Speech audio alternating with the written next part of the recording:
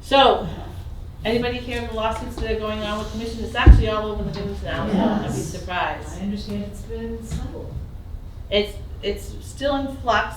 They settled it, but it's not gonna take place until July. And what I find very interesting is if someone, like we have 10 Danley that's coming on the market, they can actually jump into the lawsuit, which I don't understand that. If you already know there's a lawsuit going on, why wouldn't you just negotiate what you want? But, this is like, could be a whole day seminar. So in short, the practice was that when you go to list a house, you sit down with the seller and say, I love how the news said 6%. 5%, 2.5 goes to the listing agent, and 2.5 you'll be paying out to the buyer agent. So basically the seller got to negotiate what the buyer agent was getting. Now all these sellers got together and said, why are we negotiating and why are we paying for what the buyer agent is getting paid?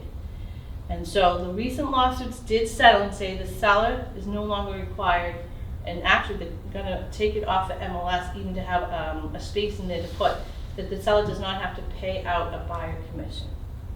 Okay, can I just say my 2 cents on that? My 2 cents is that who's actually paying the commission? Who's paying it versus who's negotiating it? So the seller is negotiating it, I'll give you that.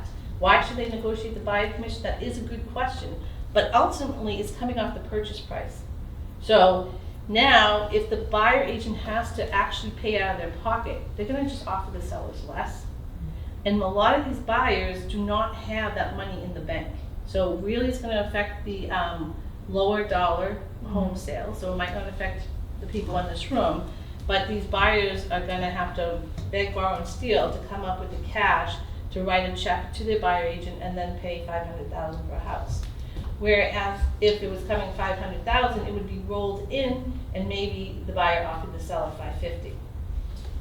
So stay tuned.